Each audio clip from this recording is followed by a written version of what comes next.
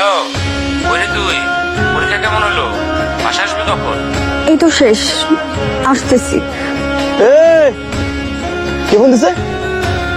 এতবার ডেট করলাম, এতবার মিট করলাম, আজ পর্যন্ত কোনোদিন ফোন আসে না। যাকে বলতে হয়েছে শেষ আসতেছি, এখন কে ফোন দিছে? ডেট করার কথা বলে আবার আল্লাহ আইনা তুই ব্রেকআপ করে ফেললা। হ্যাঁ, আবার বলতো শেষ আসতেছি। কি ব্যাপার? নতুন কেউ হয়েছে না? নতুন কেউ হয়েছে না? বাইক নিয়ে ঘুরে বাইক পছন্দ হয়েছে, বাইক পছন্দ হয়েছে না? অপেক্ষা করতেছে, ব্রেকআপ করে আয়, এগুলো ওয়েট করতেছে না? আল্লাহ ঠিক করছে, আল্লাহ রে আল্লাহ ঠিক করছে। আম্মা আমার ঠিক করছে, দোকান দিচ্ছে, দোকান দিচ্ছে রে, দোকান দিচ্ছে। কারে আমি মৌ কইছি, কারে আমি জান কইছি, কারে মুখে রাখছি, সে তো বাইকের ভিতরে উঠছে। এই যে তোমার এইসব কারণে আমি তোমার সাথে ব্রেকআপ করছি। তুমি একটা ইম্যাচিউর, তুমি কোনোদিনও চেঞ্জ হবে না। আমার চেঞ্জ হওয়া লাগবে না, আমার চেঞ্জ হওয়া লাগবে না। আমার সাথে রিলেশনশিপে থাকা অবস্থায় আরেক ছেলে, এই ছেলে ব্রেকআপ করতে পারাইছে না। এই ছেলেকে জারিফ, আজকের পর তুমি আমাকে আর কোনোদিনও ফোন দিবা না, আমিও তোমাকে ফোন দিব না। এখানেই শেষ। তোর মতো চিন্তার, তোর মতো ডাবল টাইমিং করা মানুষের দাঁড়িয়ে আর কোনদিন ফোন দিবে না, কোনদিন আমি আর ফোন দিব না। এই যে মাথায় হাত রেখে প্রমিস করতেছি, কোনদিন আর ফোন দিব না। ভাইয়া, সিমটা কি আপনার নামে? জি, আমার নামে সিম। আমার গার্লফ্রেন্ড ইউজ করতো, ও যখন ফোন ইউজ করতো না, তখন আমি ওরা ফোন কিনে দিছিলাম, সাথে সিমটা কিনে দিছি। লুকে লুকে কথা বলতো, ওর আব্বা আম্মা কেউ জানতো না। এতদিনের রিলেশন এখন ম্যাচুরিটি হয়ে গেছে, বড় হয়ে গেছে, আশেপাশে অনেক ফ্রেন্ড থাকে, তারা হয়ে গেছে।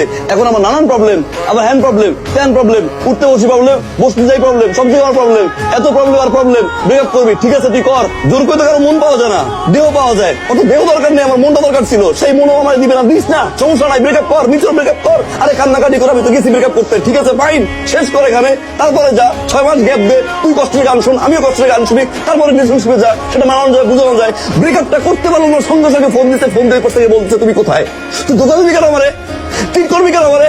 ব্রেকআপ করে তারপরে তুই গিয়ে হাজারটা ছেলের সাথে তুই রিলেশনশিপ নিয়েছিস, আমার তো কোনো আপত্তি নাই। আমি রিলেশন থাকা অবস্থা আর এক ছেলের সাথে তোর কি, আর এক ছেলে তোরে কেন ফোন দিবি, কেন তোর কই ফোন দিতে হবে? জাস্টিস যাবি এখনই? ভাই বুঝছি ভাই, আমার চাকরি যাই যাক, আপনি এক্ষুনি ফিঙ্গার দেন ভাই। ফিঙ্গার দিয়া আপনি সিম বের করবেন, তারপরে ওই ছেলেরে খুঁজে বের করবেন ভাই। আর একটা রিকোয়েস্ট, ওই মেয়েরে কিন্তু ভাই আপনি ছাড় দিবেন না।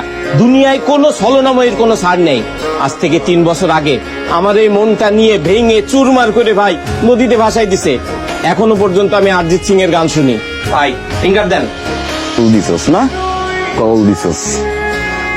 এই বাইক থেকে নামাইছস না, বাইক থেকে নামাই জব করছস, আমি ফোন দিছস না সারা। এই বেয়াদব ছেলে, কে তুমি? আরে তুই কে? এটা এশার নাম্বার না? আমি তো এশার মামা। অরিজিনাল মামা?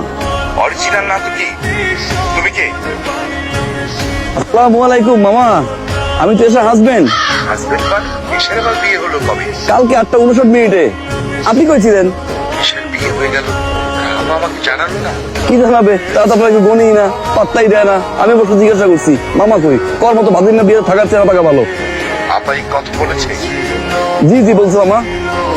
এশা কই? মামা এসা তো ঘুম থেকে উঠছে, ও তো ওয়াশরুমে গেছে। এসা, এই যে তোমার আপনার নাম কি মামা? এই তুমি রাখো, ওই দিকে আমি আপার সাথে বুঝিনি, আমাকে জানালো না কি জন্য।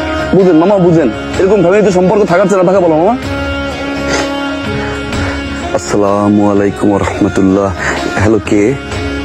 তুই যে ছোট লোক আমি জানতাম, কিন্তু এতটা ছোট লোকের মতো কাজ করবি সেটা আমি জানতাম না। ও তুই না? কি করছি কি আমি করছি কি? কি করছিস তুই জানোস না?